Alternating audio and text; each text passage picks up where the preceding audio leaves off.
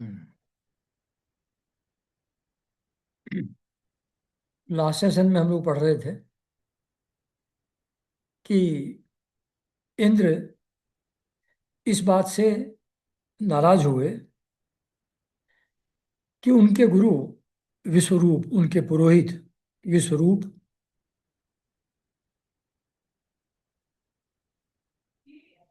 आहुति सिर्फ देवताओं को ही नहीं बल्कि चुपके से असुरों को भी दे दिया करते थे यज्ञ का भाग।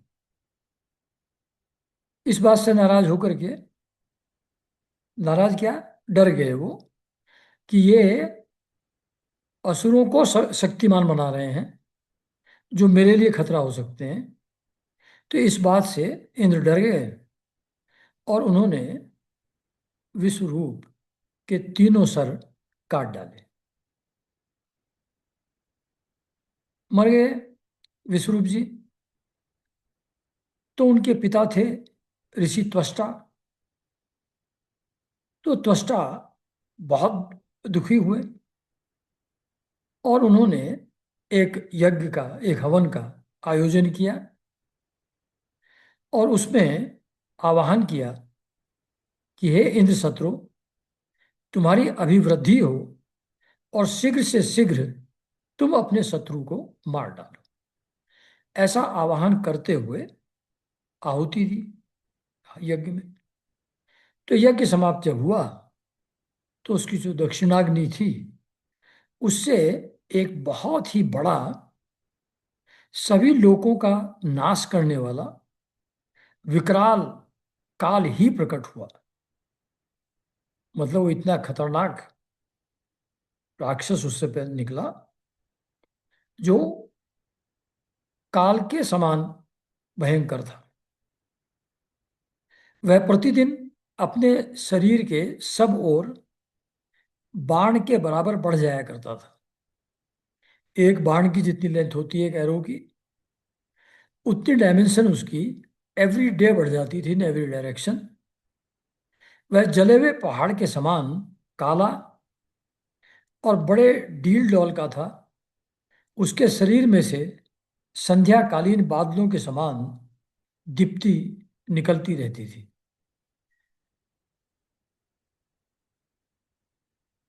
उसके सिर के बाल और दाढ़ी मूछ तपे हुए तांबे के समान लाल रंग के तथा नेत्र दोपहर के सूर्य के समान प्रचंड थे।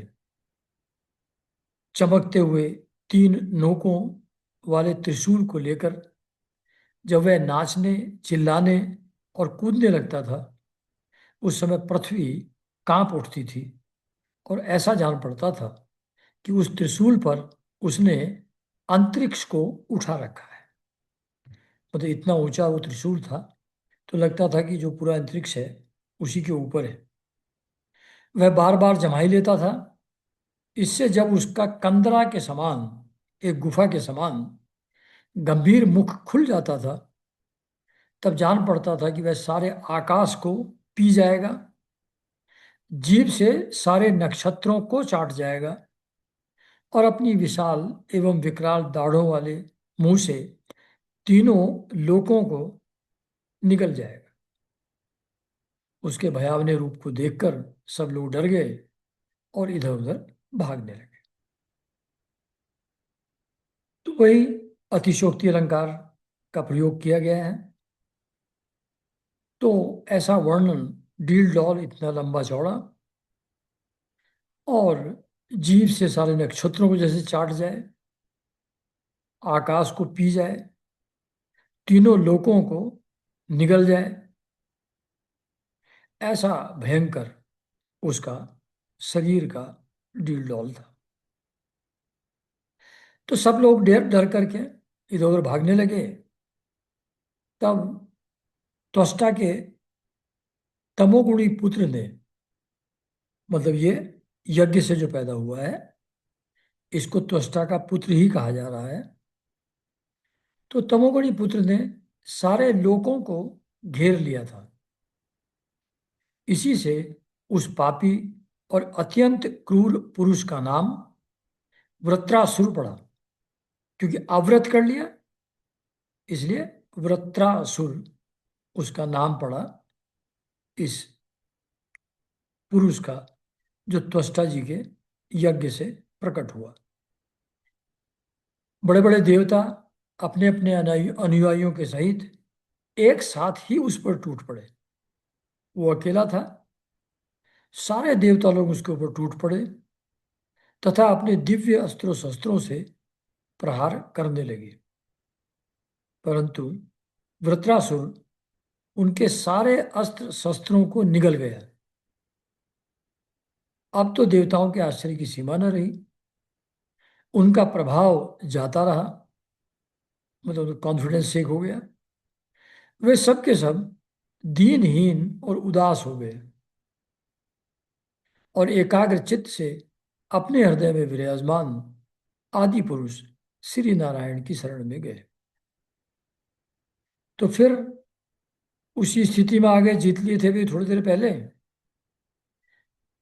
विश्वरूप की मदद से असुरों के ऊपर विजय प्राप्त कर ली थी, और अब अपने कर्म के कारण से फिर परेशानी में आ गए देवता लोग। तो फिर हारे को हरि नाम, जब हार गए, डर गए, तो फिर श्री नारायण की शरण में गए। तो देवताओं ने फिर अपने हृदय में स्थित नारायण की स्तुति और प्रार्थना करना प्रारंभ किया।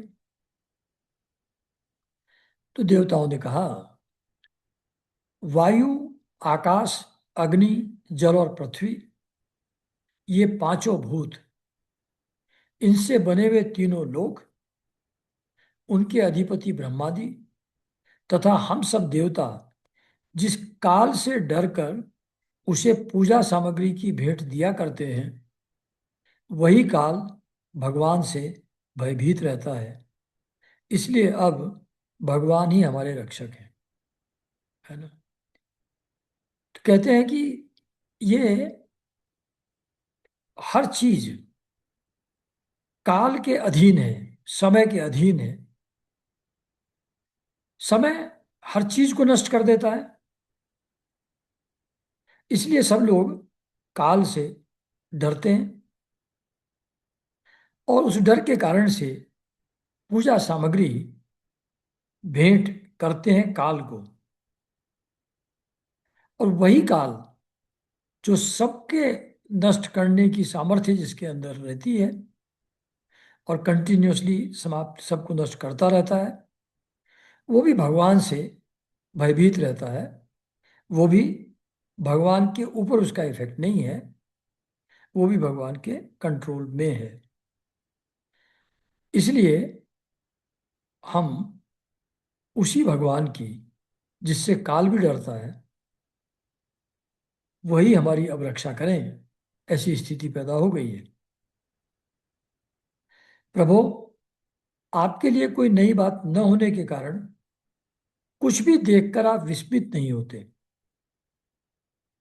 आप अपने स्वरूप के साक्षात्कार से ही सर्वथा पूर्ण काम, सम एवं शांत हैं।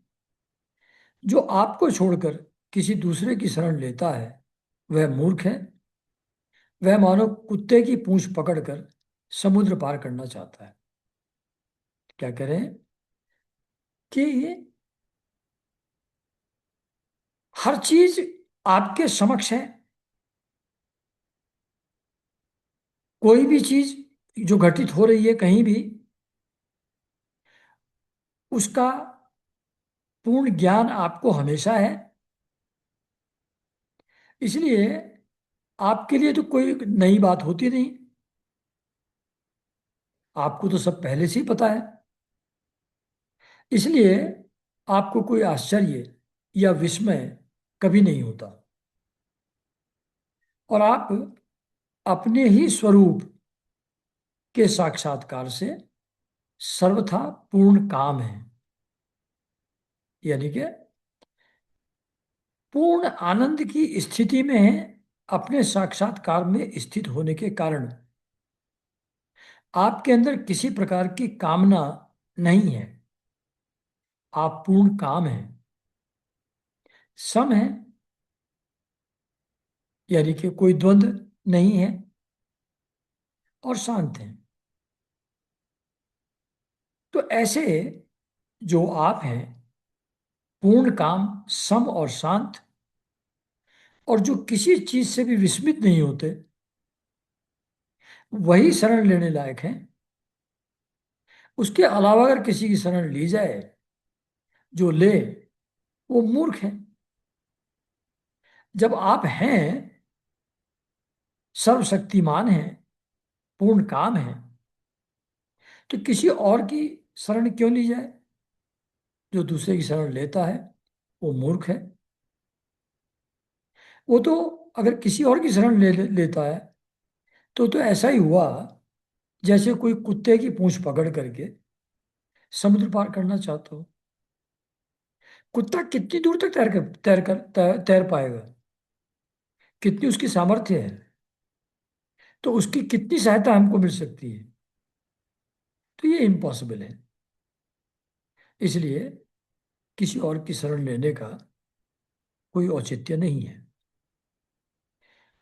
वैवस्वत मनु पिछले कल्प के अंत में जिनके विशाल सींग में पृथ्वी रूप नौका को बांधकर अनायास ही प्रलयकालीन संकट से बच गए, वे ही मत्स्य भगवान हम शरणागतों को वृत्रासुर के द्वारा उपस्थित किए हुए दुस्तर भविष्य से, भय से अवश्य बचाएंगे।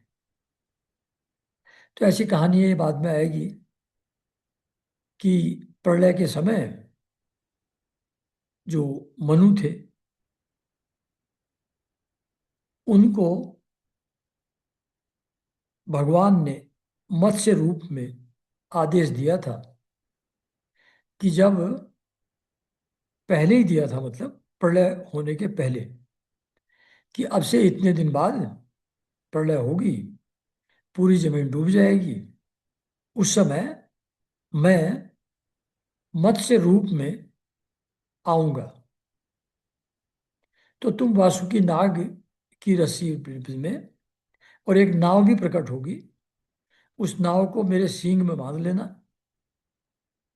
और जितने भी बीज हैं, औषधियां हैं, ज्ञान की पुस्तकें हैं, वो उस नाव में रख लेना, सेफ रखने के लिए, अगले युग के लिए। और मैं तुमको फिर लेकर के चलूंगा। तो ऐसा हुआ था, और मनु उस नाव पे सवार थे, कुछ और ऋषिगण भी साथ में थे, और उन्होंने वो प्रलयकालीन सागर की तरंगों को पार कर लिया मत्स्य भगवान की मदद से। तो जैसे उस समय मनु को मत्स्य भगवान ने बचाया था, तो अब हमारे सामने जो वृत्रासुर नाम का संकट पैदा हुआ है, उसके भय से भी हमको भगवान अवश्य बचाएंगे। प्राचीन काल में प्रचंड पवन के थपेड़ों से उठी हुई उत्ताल तरंगों की गर्जना के कारण ब्रह्मा जी भगवान के नाभि कमल से अत्यंत भयानक प्रलयकालीन जल में गिर पड़े थे। यद्यपि वे असहाय थे, तथापि जिनकी कृपा से वे उस विपत्ति से बच सके, वे ही भगवान हमें इस संकट से पार करें। तो दूसरा ये भी कह रहे हैं कि ब्रह्मा जी कमल पे बैठे हुए थे, बहुत प्रचंड लहरों के कारण से, प्रचंड पवन के कारण से बहुत भयंकर लहरें उठी। उससे वो नाभि कमल जो है, जिस पर ब्रह्मा जी बैठे थे, वो जोर जोर से हिलने लगा, और ब्रह्मा जी उस कमल से गिर करके समुद्र में गिर गए, प्रलयकालीन जल में गिर गए। तो अब उनको कोई सहारा उस समय तो था नहीं, लेकिन जिनकी कृपा से वो बचे, यानी कि भगवान की कृपा से, वे ही भगवान अब हमें इस संकट से पार करें। उन्हीं प्रभु ने अद्वितीय होने पर भी अपनी माया से हमारी रचना की, और उन्हीं के अनुग्रह से हम लोग सृष्टि कार्य का संचालन करते हैं। यद्यपि वे हमारे सामने ही सब प्रकार की चेष्टाएं कर और करा रहे हैं, तथापि हम स्वतंत्र ईश्वर हैं। अपने इस अभिमान के कारण हम लोग उनके स्वरूप को देख नहीं पाते। तो कहते हैं कि प्रभु तो अद्वितीय हैं, यानी कि प्रभु के अलावा कुछ और तो है ही नहीं। There is no second, he alone there. तो प्रभु अद्वितीय हैं, एक ही हैं, दूसरा कोई है ही नहीं। तब भी अपनी माया से उन्होंने हम देवताओं की रचना की, और हम लोगों को अलग अलग फंक्शंस अलॉट किए। उसी के हिसाब से हम लोग सृष्टि का संचालन करते हैं, उनकी आज्ञा के अनुसार। तो ये सब कुछ जो हो रहा है, वो जो भी खुद कर रहे हैं या हम लोगों के द्वारा करवा रहे हैं, ये सब है तो उन्हीं का। लेकिन हम लोगों के अंदर ये गलत धारणा है, ऐसा अभिमान हमारे अंदर पैदा हो गया है। देवता लोग कह रहे हैं कि हमको लगता है कि हम स्वतंत्र ईश्वर हैं, हमारी पावर इंडिपेंडेंट है, we function independently of anyone else. ऐसा हमको लगता है अपने अपने फंक्शन परफॉर्म करते हुए। तो वास्तव में तो वो सब आप ही का है, लेकिन हम समझते हैं कि मेरा है। इस अभिमान के कारण आपका स्वरूप हमसे ओझल हो जाता है, हम आपको देख नहीं पाते। जबकि जो भी हो रहा है वो सब तो आपके द्वारा ही हो रहा है, पर हम लोगों को वो दिखाई नहीं पड़ता, क्योंकि अभिमान का पर्दा बीच में आ जाता है, मैं भाव बीच में आ जाता है। तो ये सब जो एक एक श्लोक दिए हैं, ये सब संवाद तो किसी किसी के बीच में दिखाते हैं, पर सारी टीचिंग हमारे लिए है। मतलब जब तक हमारे अंदर कर्तृत्व का अभिमान रहेगा, सेंस ऑफ डूअरशिप रहेगी, सब अपने होने का अभिमान रहेगा, तब तक हम भगवान का साक्षात्कार नहीं कर सकते, भगवान को नहीं देख सकते। वे प्रभु जब देखते हैं कि देवता अपने शत्रुओं से बहुत पीड़ित हो रहे हैं, तब वे वास्तव में निर्विकार रहने पर भी अपनी माया का आश्रय लेकर देवता, ऋषि, पशु पक्षी और मनुष्य आदि योनियों में अवतार लेते हैं, तथा युग युग में हमें अपना समझकर हमारी रक्षा करते हैं। ये थोड़ा बटरिंग का एस्पेक्ट है। हाँ? तो देवता लोग कह रहे हैं कि जब भी हम लोग अपने शत्रुओं से पीड़ित होते हैं, तो आप हैं तो निर्विकार, आप में अपने पराये का भेद तो है नहीं, आप में देवता और असुर के प्रति कोई डिस्टिंक्शन आपके मन में तो है नहीं, क्योंकि ये सब के सब तो आप ही की माया का क्रिएशन है। फिर भी हमें आप अपना समझते हैं और अलग अलग योनियों में जन्म लेकर के आप हमारी हर युग में रक्षा करते आए हैं। वे ही सबके आत्मा और परम आराध्य देव हैं। वे ही प्रकृति और पुरुष रूप से विश्व के कारण हैं। वे विश्व से पृथक भी हैं और विश्व रूप भी हैं। हम सब उन्हीं शरणागत वत्सल भगवान श्री हरि की शरण ग्रहण करते हैं। उदार शिरोमणि प्रभु अवश्य ही अपने निज जन हम देवताओं का कल्याण करेंगे। फिर वही बात कह रहे हैं कि वो सबकी आत्मा है, इनर बीइंग सबका उसी से संचालित है। परम आराध्य देव हैं। वैसे तो अलग अलग देवताओं की पूजा की जाती है, लेकिन परम अल्टीमेट आराधने योग्य तो वही है। प्रकृति और पुरुष यानी कि जड़ और चेतन, वो उन सब का कारण वे ही हैं। प्रकृति भी उन्हीं की माया का द्वारा प्रकट होती है। पुरुष रूप चैतन्य रूप में भी वे ही प्रकट होते हैं। पुरुष और प्रकृति से पूरी सृष्टि बनी है, विश्व बना है। उन दोनों के कारण भगवान ही हैं।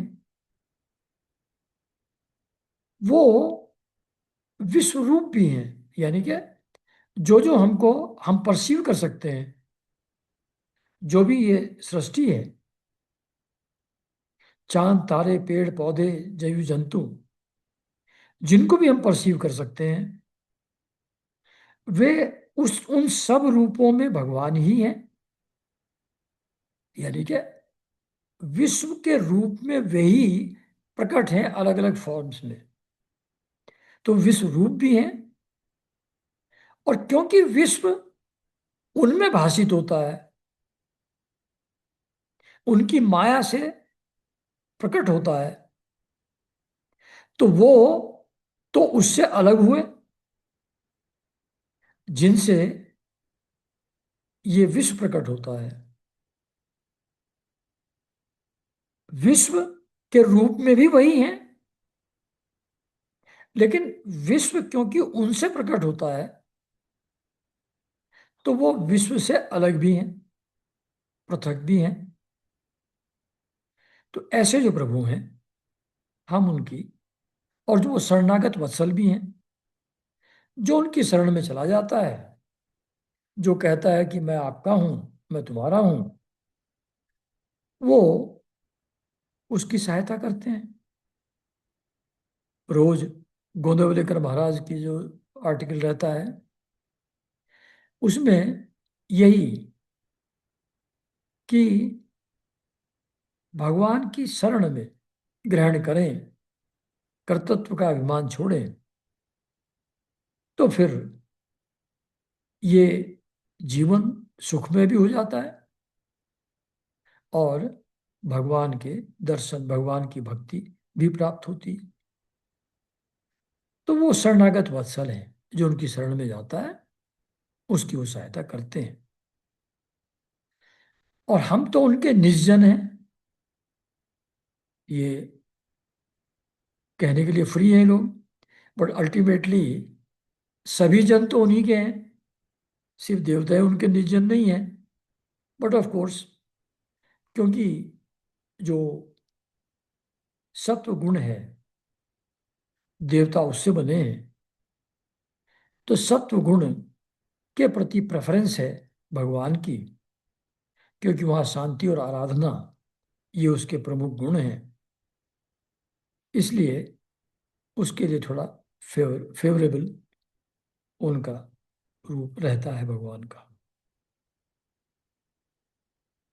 तो सुखदेव जी कहते हैं फिर कि महाराज, जब देवताओं ने इस प्रकार भगवान की स्तुति की, तब स्वयं शंख चक्र गदा पद्मधारी भगवान उनके सामने पश्चिम की ओर अंतर्देश में प्रकट हो गए।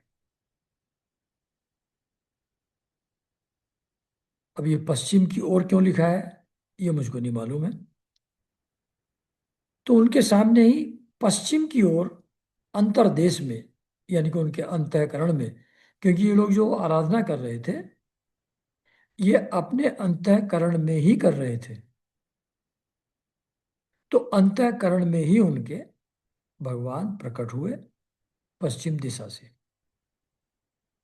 भगवान के नेत्र शरतकालीन कमल के समान खिले हुए थे। उनके साथ 16 पार्षद उनकी सेवा में लगे हुए थे। वे देखने में सब प्रकार से भगवान के समान ही थे। केवल उनके वक्ष स्थल पर श्रीवत्स का चिन्ह और गले में कौस्तुभ मणि नहीं थी। कौस्तुभ मणि सिर्फ भगवान ही धारण करते हैं, उनके पार्षद लोगों के पास वो नहीं होती।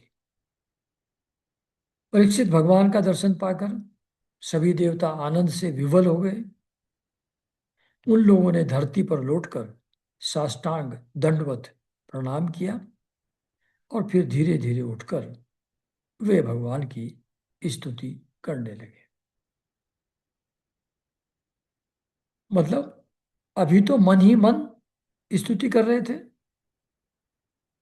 उसके प्रभाव से भगवान उनके सामने प्रकट हुए,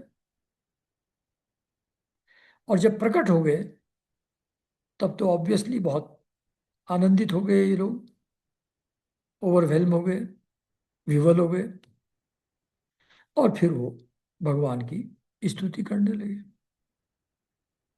तो देवताओं ने कहा कि भगवान, यज्ञ में स्वर्ग आदि देने की शक्ति तथा उनकी फल की सीमा निश्चित करने वाले काल भी आप ही हैं। तो ये जो लोग यज्ञ हवन से पुण्य प्राप्त करते हैं, देवताओं की आराधना करते हैं, वो स्वर्ग पाने के अधिकारी हो जाते हैं, स्वर्ग जाने के अधिकारी हो जाते हैं। लेकिन ये जो स्वर्ग आदि देने की जो शक्ति है यज्ञ के अंदर, यज्ञ करने से जो एलिजिबिलिटी पैदा हो जाती है स्वर्ग में जाने की, वो देने की शक्ति तो आप ही की है, आप ही का विधान है वो। भले ही यज्ञ के द्वारा मिल जाता है, हमारी आराधना करने से मिल जाता है स्वर्ग लोगों को, लेकिन वो शक्ति तो उसके अंदर आप ही की है। और उसके फलस्वरूप क्या मिलेगा यज्ञ करने से, उसकी लिमिट्स भी, सीमा भी आप ही डिसाइड करते हैं।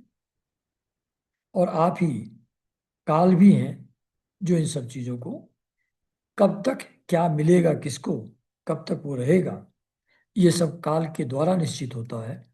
वो काल आप ही हैं। हम आपको बार बार नमस्कार करते हैं। विधाता, सत्व रज और तम, इन तीन गुणों के अनुसार जो उत्तम मध्यम और निकृष्ट गतियां प्राप्त होती हैं, उनके नियामक आप ही हैं। मतलब जो सात्विक गुण को धारण करके उसके अनुरूप क्रियाएं करते हैं, कर्म करते हैं, उनको उत्तम लोक, यानी कि ऋषि लोक, ब्रह्मलोक, स्वर्गलोक, ये सब मिलते हैं। जो राजस गुण वाले हैं उनको मनुष्य योनि, असुर योनि वो मिलती है। और जो तमोगुण हावी है जिनके ऊपर, और जो लोग उसके अनुसार कर्म करते हैं, उनको निकृष्ट योनियां, यानी कि जीव जंतु, पेड़ पौधे, लताएं, ऐसी लोअर योनियां उनको मिलती हैं। ये किसको क्या मिलेगा, किस कर्म के फलस्वरूप, उसके नियामक, यानी कि उसको डिटरमिन करने वाले, उसको ऑर्डेन करने वाले वो आप ही हैं। आपके परम पद का वास्तविक स्वरूप इस कार्य रूप जगत का कोई आधुनिक प्राणी नहीं जान सकता। जो भी फिजिकल एग्जिस्टेंस जिसकी है, वो आपके स्वरूप को नहीं जान सकता, क्योंकि वो सत्व राज, सत्व राज और तमस गुण से ढका हुआ है। माया के घेरे में है, तो कोई भी आपके वास्तविक स्वरूप को नहीं जान सकता। भगवान नारायण वासुदेव, आप आदि पुरुष हैं, यानी कि आदि पुरुष, जगत के परम कारण, इनिशियल कॉज वर्ड का आप हैं। आप महापुरुष हैं, यानी कि पुरुषों में उत्तम है। आपकी महिमा असीम है। मतलब कोई भी, जैसे वो सीताराम दास बाबा बार बार कहते हैं कि मुझ में संभव असंभव की कुछ भी कल्पना मत कर। मैं कमल नाल से हाथी बांध सकता हूं और पशु के खुर के गड्ढे में पर्वत डुबो सकता हूं। तो तुम, क्या संभव है क्या असंभव है, ऐसी कल्पना मेरे बारे में मत करो। मैं कुछ भी कर सकता हूं। तो यहां कह रहे हैं आपकी महिमा असीम है, कोई लिमिटेशन नहीं है। आप परम मंगलमय, परम कल्याण स्वरूप और परम दयालु हैं। आप ही सारे जगत के आधार एवं अद्वितीय हैं। केवल आप ही सारे जगत के स्वामी हैं, यानी कि कंट्रोलर भी आप ही हैं, सस्टेनर भी आप ही हैं, है ना। आप सर्वेश्वर हैं तथा सौंदर्य और मृदुलता की अधिष्ठात्री देवी लक्ष्मी के परम पति हैं।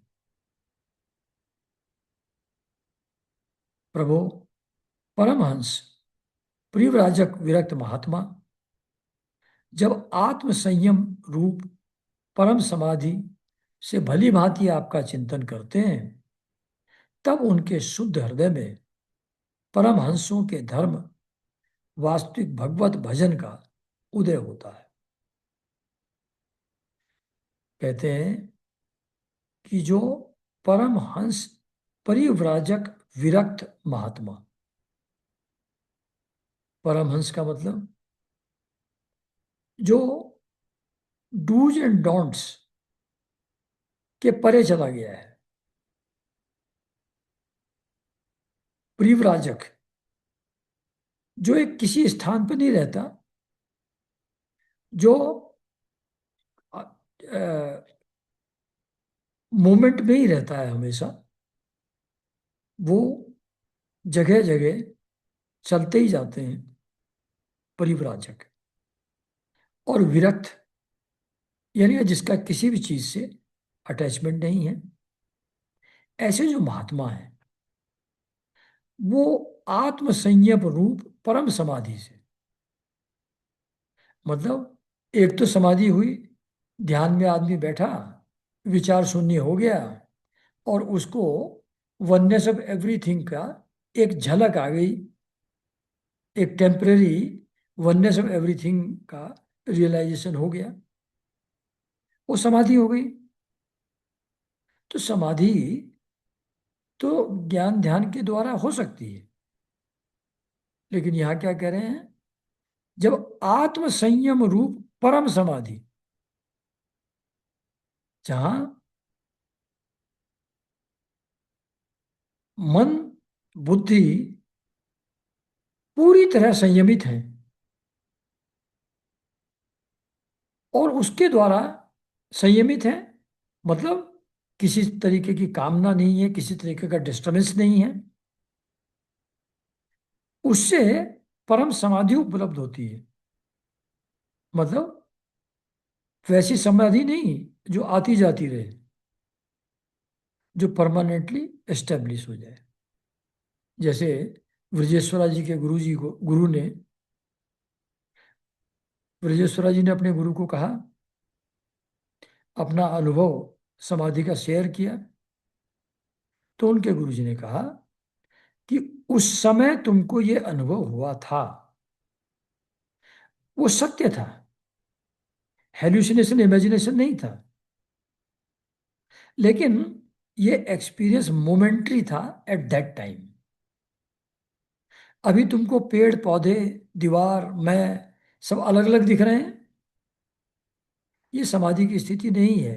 ये मन से ऑपरेट कर रहे हो तुम। इसलिए ये मत समझ लेना उस अनुभव से कि तुम पहुंच गए हो। जब तक दृश्य जगत परमानेंटली विलीन ना हो जाए, तब तक साधना करते रहना। तो एक समाधि है जो थोड़े समय रहती है, फिर चली जाती है। लेकिन जिसका मन पूरी तरह संयमित है, किसी तरीके का डिस्टरबेंस जिसमें होता ही नहीं, जिसके लिए ये दुनिया परमानेंटली डिजॉल्व हो गई है, जैसा ब्रजेश्वरा जी को उनके गुरु जी ने कहा था, वो स्थिति जहां स्वप्नवत ही संसार है, रियल एग्जिस्टेंस उसकी है ही नहीं, ऐसा अनुभव जिसके लिए परमानेंट हो जाता है, वो परम समाधि की स्थिति है। तो परमहंस परिव्राजक विरक्त महात्मा जब आत्म संयम रूप परम समाधि से भली भांति आपका चिंतन करते हैं, तब उनके शुद्ध हृदय में, परम शुद्ध हृदय, किसी तरीके की मलिनता नहीं है उसमें, परमहंसों के धर्म, वास्तविक भगवत भजन का उदय होता है। जब समाधि की स्थिति हुई, तब परमहंसों का जो वास्तविक धर्म है, वो भगवत भजन है, उसका उदय होता है। भगवत भजन को इतना ऊंचा स्थान दिया गया है। भजन, भक्ति प्रभु के प्रति तभी पैदा होगी जब संयम पूर्ण होगा। समाधि की स्थिति के बाद की अवस्था ये है भगवत भजन। जैसे सुखदेव जी तो अपनी आत्मा के आनंद में ही रहते थे, फिर भी उन्होंने भागवत को अपने पिता से सुना और फिर उसका दूसरों को उपदेश भी दिया, क्योंकि भगवान के गुणों के का आकर्षण ही ऐसा है। तो ये ज्ञानियों के हृदय में भगवत भजन का उदय होता है। इससे उनके हृदय के अज्ञान रूप किवाड़ खुल जाते हैं और उनके आत्मलोक में आप आत्मानंद के रूप में बिना किसी आवरण के प्रकट हो जाते हैं और वे आपका अनुभव करके निहाल हो जाते हैं। हम आपको बार बार नमस्कार करते हैं। तो जो परमहंस महात्मा हैं, उनके हृदय में आप आत्मानंद के रूप में प्रकट होते हैं, आनंद के रूप में प्रकट होते हैं, और उससे वो परमहंस महात्मा निहाल हो जाते हैं। ऐसे आपको हम बार बार नमस्कार करते हैं। भगवान, आपकी लीला का रहस्य जानना बड़ा ही कठिन है, क्योंकि आप बिना किसी आश्रय और प्राकृत शरीर के, हम लोगों की सहयोग की अपेक्षा न करके, निर्गुण और निर्विकार होने पर भी स्वयं ही इस सगुण जगत की सृष्टि, रक्षा और संहार करते हैं।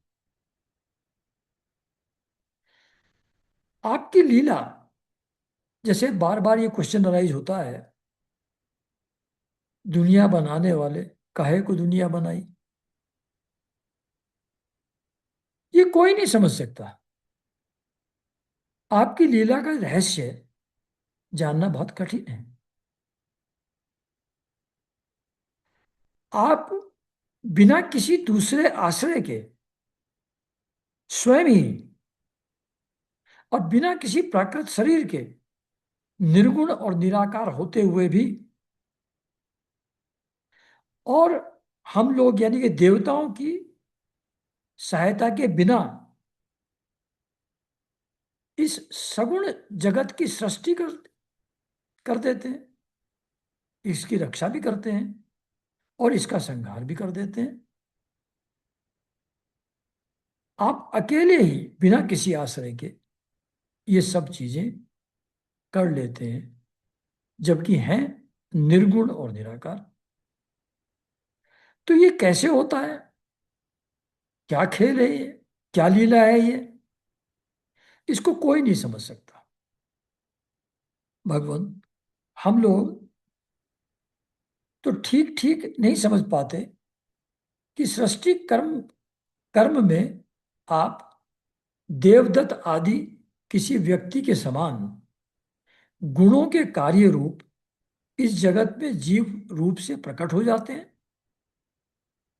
और कर्मों के अधीन होकर अपने किए अच्छे बुरे कर्मों का फल भोगते हैं। अथवा आप आत्माराम, शांत स्वभाव और सबसे उदासीन साक्षी मात्र रहते हैं, सबको समान देखते हैं। समझ नहीं आता ये। मतलब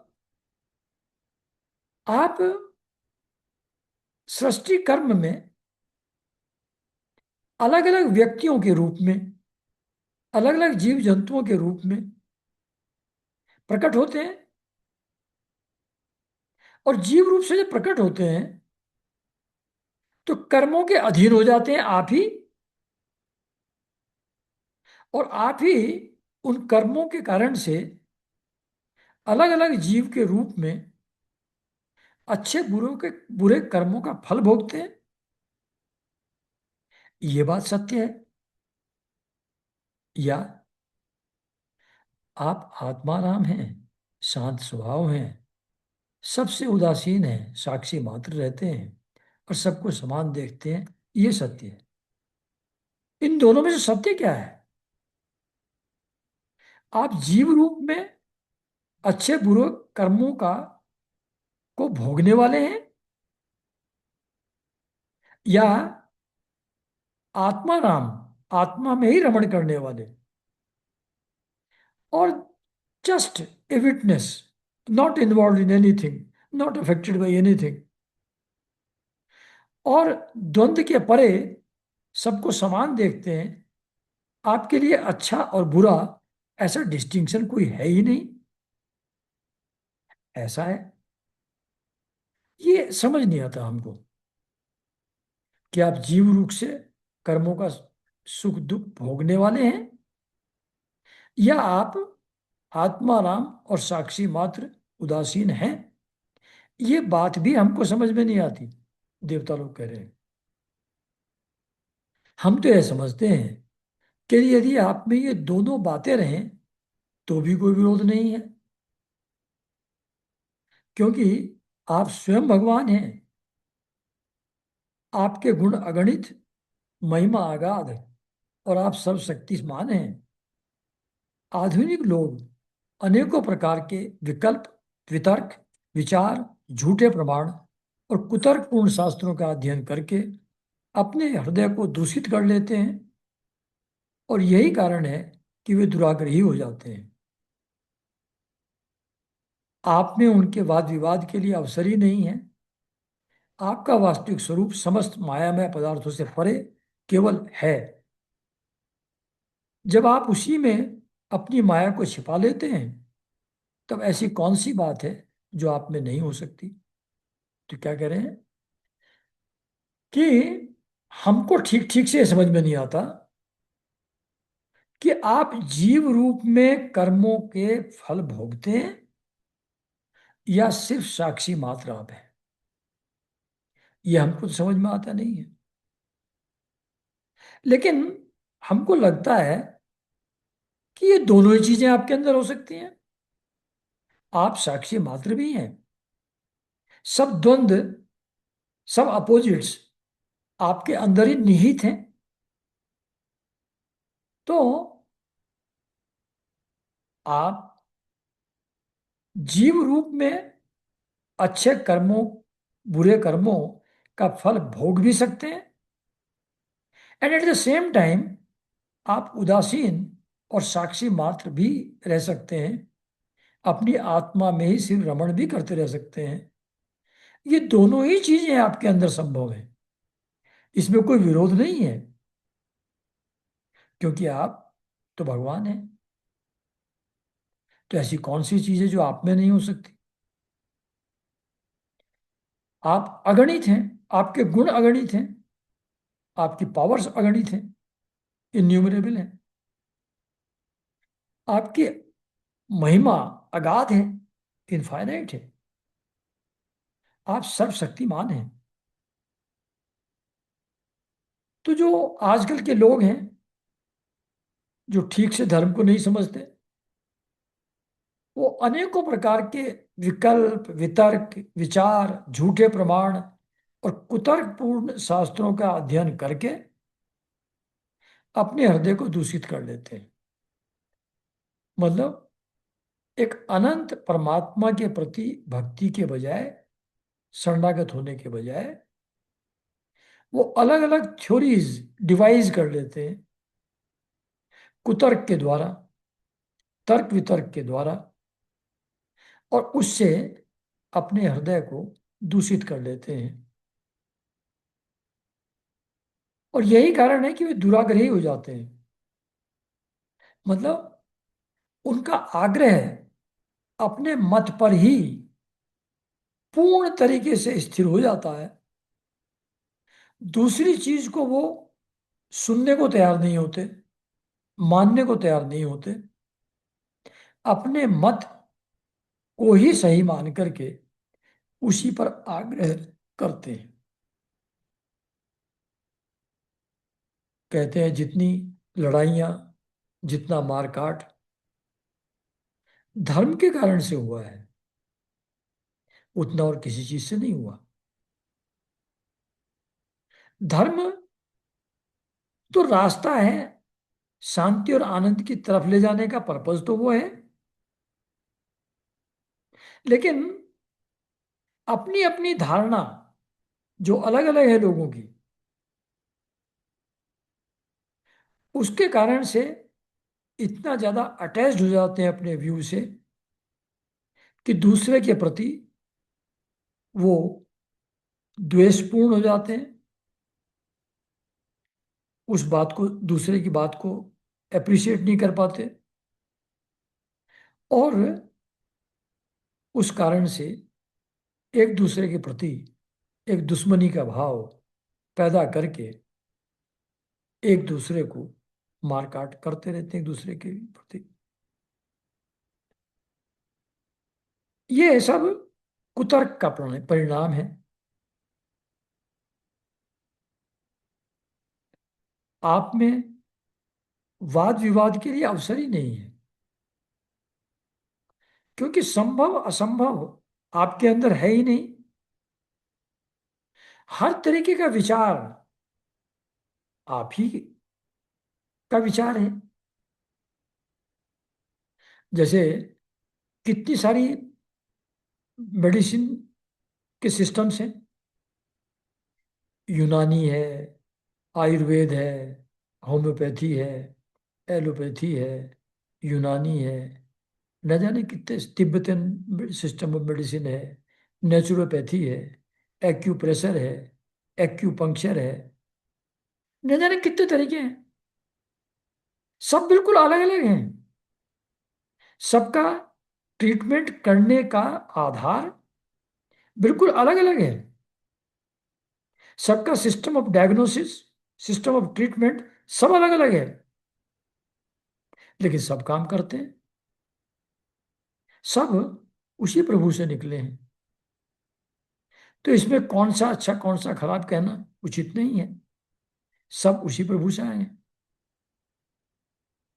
तो वाद विवाद का अवसर नहीं है आपके अंदर, क्योंकि जो कुछ भी है वो आप में ही है, आपके द्वारा ही है। तो कुछ सही कुछ गलत वाली बात नहीं है।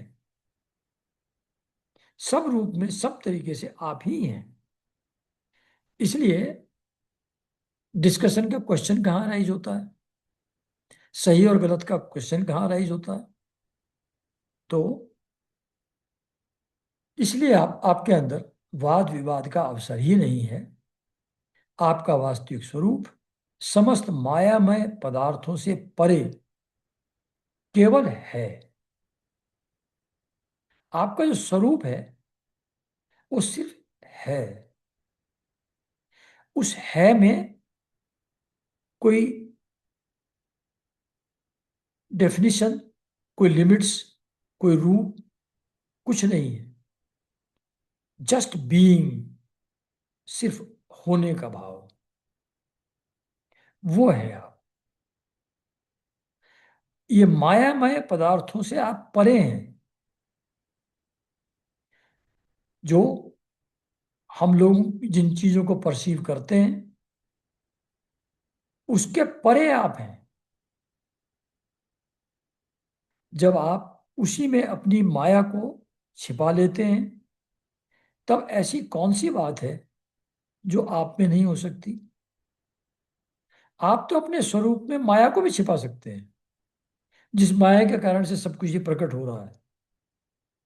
तो फिर ऐसी कौन सी बात है जो आप में नहीं हो सकती। इसलिए आप साधारण पुरुषों के समान कर्ता भोक्ता भी हो सकते हैं और महापुरुषों के समान उदासीन भी हो सकते हैं। Both things are possible in you. साधारण पुरुष जैसे कर्ता भोक्ता है, होता है, कर्म करता है, उसका फल भोगता है, वैसे भी आप हो सकते हैं। और सिर्फ साक्षी मात्र उदासीन महापुरुषों की तरह वैसे भी आप हो सकते हैं। इसका कारण यह है कि न तो आप में कर्तृत्व भोक्तृत्व है और न तो उदासीनता ही है। सेंस ऑफ डुअरशिप भी आप में नहीं है, इसलिए फल भोगने की बात भी आप में नहीं है और उदासीनता भी आप में नहीं है, क्योंकि आप तो सिर्फ हैं, उपाधि रहित हैं। कोई गुण दोष आप में नहीं है। सद चिद आनंद भगवान को कहते हैं ना। सद, सत मीन्स विच एवर एग्जिस्ट। जो ध्यान में होने का भाव, I am awake and alive, वो सिर्फ आप हैं। क्या हैं, क्यों हैं, ये प्रश्न निरर्थक है। होना मात्र आप हैं। तो इसलिए जब सिर्फ हैं तो ना तो आप करता हैं ना आप भोगता हैं, इनडिफरेंट भी आप नहीं है, साक्षी भी नहीं, आप तो सिर्फ हैं। आप दोनों से विलक्षण, अनिर्वचनीय हैं। आपका वर्णन किया ही नहीं जा सकता। जैसे एक ही रस्सी का टुकड़ा भ्रांत पुरुषों को सर्प, माला, धारा आदि के रूप में प्रतीत होता है, किंतु जानकार को रस्सी के रूप में, वैसे ही आप भी भ्रांत बुद्धि वालों को कर्ता भोक्ता आदि अनेक रूपों में दिखते हैं और ज्ञानी को शुद्ध सच्चिद आनंद रूप में। आप सभी की बुद्धि का अनुसरण करते हैं, है ना। कह रहे हैं कि रस्सी का कोई टुकड़ा पड़ा है, लाइट कम है, तो अपने मनोदशा जैसी होती है किसी को। कोई डरपोक आदमी है, उसको सांप दिखता है, उसमें डर लगता है। कोई दूसरा आदमी है जो ज्ञान ध्यान वाला है, उसको वो रस्सी माला जैसी दिखती है। कोई इंडिफरेंट है, उसको पानी की धारा की तरह दिखाई पड़ती है। एक ही रस्सी का टुकड़ा है, अपनी अपनी बुद्धि के हिसाब से एक को सांप के रूप में, एक को माला के रूप में, एक को पानी की धारा के रूप में वो रस्सी का टुकड़ा दिखाई पड़ता है। ऐसे ही जो भ्रांत बुद्धि लोग हैं उनको आप कर्ता भोक्ता अनेक रूपों में दिखते हैं, और ज्ञानी को शुद्ध सच्चिद आनंद के रूप में दिखाई पड़ते हैं। आप सभी की बुद्धि का अनुसरण करते हैं, यानी कि अपनी अपनी बुद्धि के हिसाब से आपको लोग डिफरेंटली देखते हैं। विचार पूर्वक देखने से मालूम होता है कि आप ही समस्त वस्तुओं में वस्तुत्व के रूप में विराजमान है। ये पृथ्वी है, पृथ्वी में पृथ्वी होने का जो गुण है वो आप ही है। जल में जल होने का जो गुण है रस, वो आप ही है। वस्तु में वस्तुत्व, किसी चीज को वो चीज होना, वो आप ही हैं। और आप सबके स्वामी हैं, और संपूर्ण जगत के कारण ब्रह्मा प्रकृति आदि के भी कारण है। ब्रह्मा और प्रकृति भी आपसे पैदा हुए हैं। आप सबके अंतर्यामी अंतरात्मा हैं। इसलिए जगत में जितने भी गुण दोष प्रतीत हो रहे हैं उन सब की प्रतीतियां अपने अधिष्ठान स्वरूप आपका ही संकेत करती हैं। मतलब जो भी गुण और दोष दिखाई पड़ते हैं, अलग अलग टाइप के व्यक्ति हैं, अलग अलग टाइप के करेक्टर हैं, उसमें हमको किसी में गुण दिखाई पड़ता है, कोई बहुत ज्ञानी हो जाता है, कोई बहुत अच्छा स्पोर्ट्समैन हो जाता है, कोई बहुत अच्छा एकेडमिशियन हो जाता है। किसी में दोष दिखाई पड़ते हैं, कोई डाकू हो जाता है, कोई मर्डरर हो जाता है, कोई रेपिस्ट हो जाता है। ये सारे जो गुण और दोष हैं, ये इनके पीछे कोई शक्ति है। ये सब अपने अधिष्ठान रूप आपकी ओर ही संकेत करते हैं। आप ही उन सब गुण और दोषों के कारण भी हैं। तो ये जो प्रतीतियां हैं, जो हम डिफरेंटली लोगों को चीजों को परसीव करते हैं, उनमें गुण और दोष देखते हैं, उन गुण और दोष के पीछे भी आप ही का अस्तित्व है। वो गुण दोष भी आपकी ओर ही संकेत करते हैं। और श्रुतियों ने समस्त पदार्थों का निषेध करके अंत में निषेध की अवधि के रूप में केवल आपको ही शेष रखा है। मतलब श्रुतियां, वेद कहते हैं कि ये सब चीजें नश्वर हैं, ट्रांजिटरी हैं, सिर्फ आभास हैं, स्वप्नवत हैं, एक्चुअल है नहीं। ये सब चीजें न होते हुए अल्टीमेटली ये जिन चीजों का निषेध किया जा रहा है, इसको निषेध करने वाला तो कोई है, और निषेध करने वाला भी कहां से आया है? वो ultimate source of that entity जो निषेध कर रही है, उसका अधिष्ठान, उसका सोर्स भी आप ही हैं। तो श्रुतियां कहती हैं कि सब चीजें स्वप्नवत हैं, मायामय हैं, दिखाई पड़ती हैं, सिर्फ एक ही है। वो एक क्या है, उस श्रुति को समझाने का बस पावर नहीं है, क्योंकि ये वचन बुद्धि इन सब चीजों के परे है।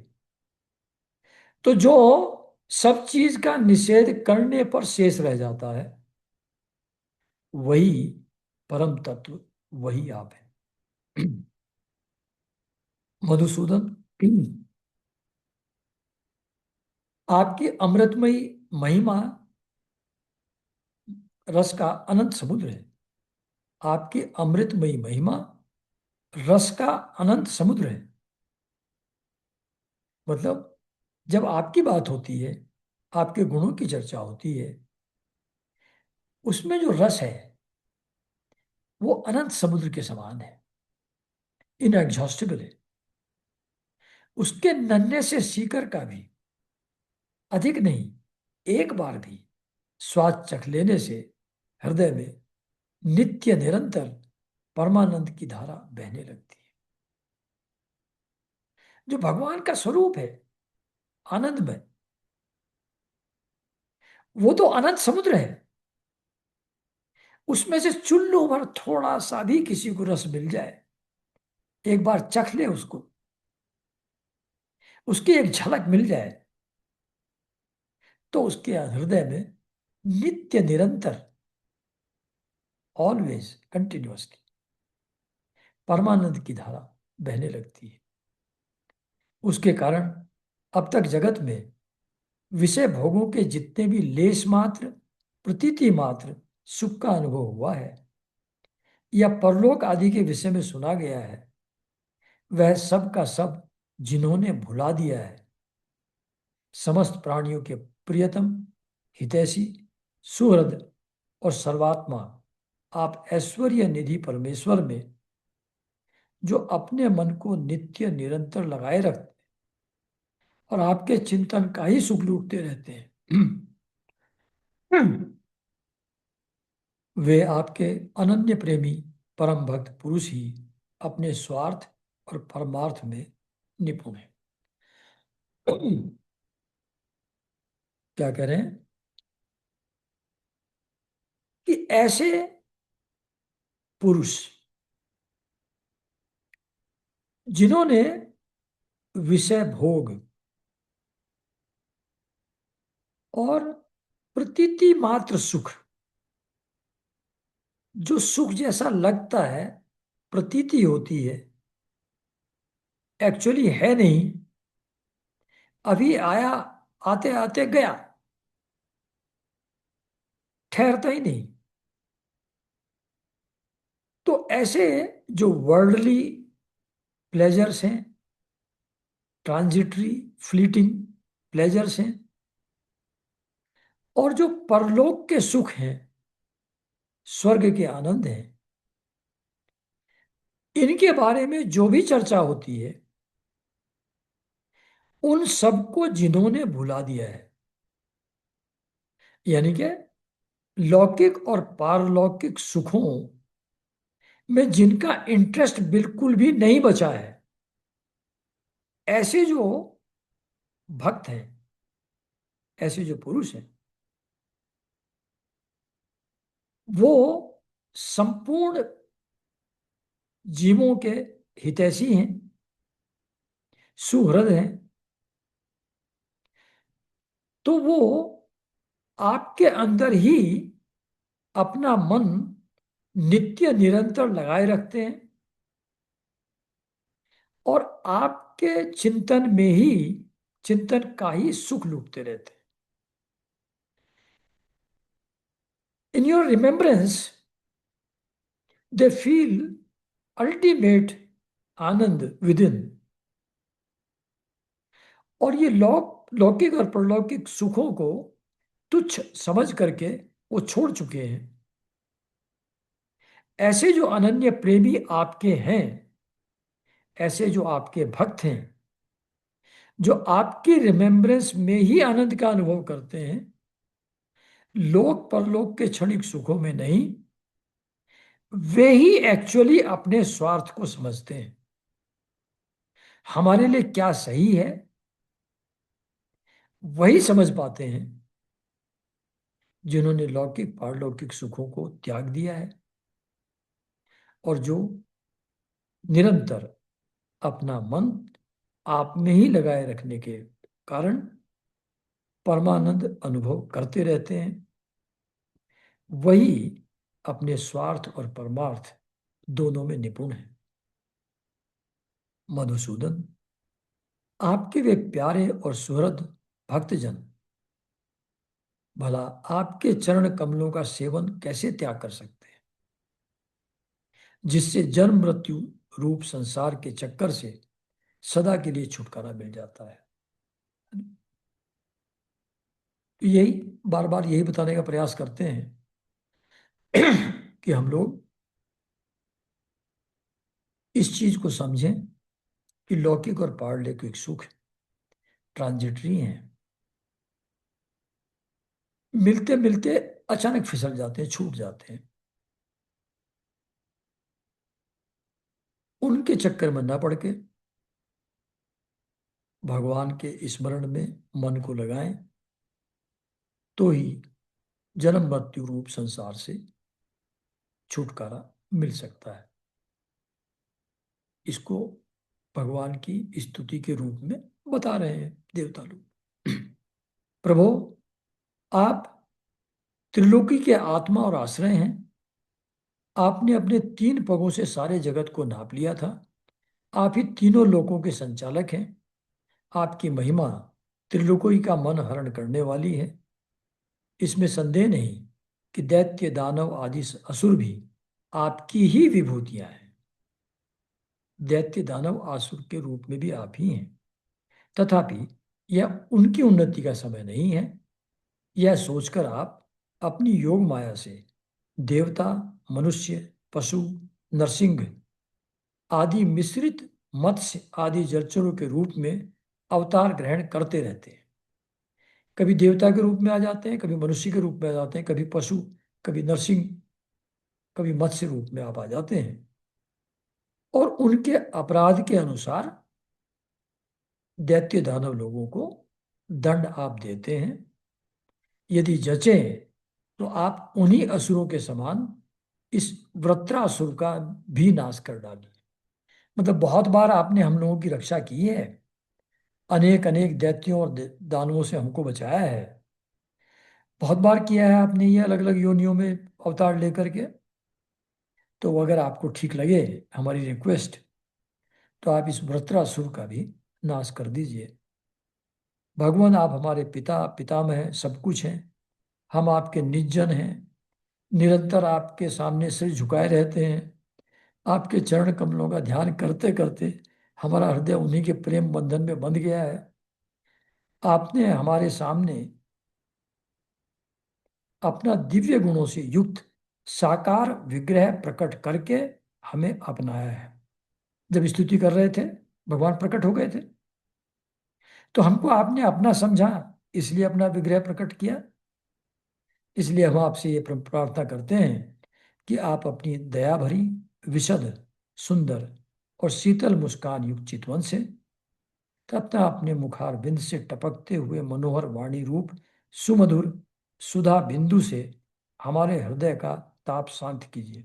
यानी कि ऐसा कुछ बोल दीजिए, ऐसा कुछ आश्वासन हमको दे दीजिए कि हमारे सब दुख दूर हो जाएंगे, आप वृत्तासुर का अंत कर देंगे।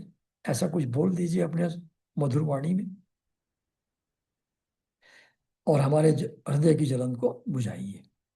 जिस पर अग्नि ही अंशभूत चिंगारियां आदि अग्नि को प्रकाशित करने में असमर्थ हैं, वैसे हम भी आपका अपना कोई स्वार्थ परमार्थ निवेदन करने में असमर्थ है। मतलब अग्नि से चिंगारियां पैदा होती हैं, तो चिंगारियां लाइट थोड़ी प्रोड्यूस कर सकती है अग्नि को देखने के लिए। अग्नि तो खुद ही प्रकाश स्वरूप है। इसी तरीके से हम लोग भी आपका के प्रति कोई स्वार्थ या परमार्थ निवेदन करने की हमारी भी क्षमता नहीं है। हम तो अग्नि की, आप अग्नि के स्वरूप और हम चिंगारी के स्वरूप हैं। तो चिंगारी can not do anything for अग्नि। वो तो प्रोड्यूस्ड ही उनकी है, उनका प्रोडक्शन है। तो हमारी तो कोई कैपेसिटी नहीं है, हम तो असमर्थ हैं। आपसे भला कहना ही क्या, आप तो संपूर्ण जगत की उत्पत्ति स्थिति और लय करने वाली दिव्य माया के साथ विनोद करते रहते हैं और समस्त जीवों के अंतःकरण में ब्रह्म और अंतर्यामी रूप में विराजमान रहते हैं। केवल इतना ही नहीं, उनके बाहर भी प्रकृति के रूप से आप ही विराजमान हैं। जगत में जितने देश, काल, शरीर आदि अवस्थाएं हैं, उनके उपादान और प्रकाशक के रूप में आप ही उनका अनुभव करते हैं। आप ही से बनती है वो, आप ही उसके प्रकाशक हैं। आप सभी वृत्तियों के साक्षी हैं। आप आकाश के समान सर्वगत हैं, निर्लिप्त हैं। आप स्वयं परब्रह्म परमात्मा हैं। अतएव हम अपना अभिप्राय आपसे निवेदन करें। हम क्या चाहते हैं हम ऐसा बोलें, इसकी अपेक्षा न रखकर जिस अभिलाषा से हम लोग यहाँ आए हैं उसे पूर्ण कीजिए। आप अचिंत्य, ऐश्वर्य संपन्न और जगत के परम गुरु हैं। हम आपके चरण कमलों की छत्र छाया में आए हैं। हम आपके शरणागत हैं। जो विविध पापों के फलस्वरूप जन्म मृत्यु रूप संसार में भटकने की थकावट को मिटाने वाले हैं, ऐसे चरणों की में हम आए हैं। सर्वशक्तिमान श्री कृष्ण, वृत्रासुर ने हमारे प्रभाव और अस्त्र शस्त्रों को निगल लिया है। अब वह तीनों लोगों को भी ग्रस रहा है। आप उसे मार डालिए। पहले तो कहते खुद ही समझ लीजिए, फिर भी रुक नहीं पाए। अपनी रिक्वेस्ट फिर भी सामने रखी थी। पर वो आप शुद्ध स्वरूप, हृदय स्थित, शुद्ध ज्योतिर्मय, आकाश, सबके साक्षी, अनादि, अनंत, उज्जवल कीर्ति संपन्न है। संत लोग आपका ही संग्रह करते हैं, यानी कि आप ही में अपना मन लगाए रहते हैं। संसार के पथिक जब घूमते घूमते आपकी शरण में आ पहुंचते हैं, तब अंत में, मतलब अनेक जन्मों तक सुख दुख भोगते भोगते भोगते भोगते अल्टीमेटली उससे रस उनका खत्म होता है किसी स्टेज पर आकर के, तब आपकी शरण में आप पहुंचते हैं। तब अंत में आप उन्हें परमानंद स्वरूप अभिष्ट फल देते हैं और इस प्रकार उनके जन्म जन्मांतर के कष्ट हर लेते हैं। प्रभु, हम आपको नमस्कार करते हैं। तो सुखदेव जी कहते हैं परीक्षित जी को कि जब देवताओं ने बड़े आदर से इस प्रकार भगवान का स्तवन किया, तब वे अपनी स्तुति सुनकर बड़े प्रसन्न हुए।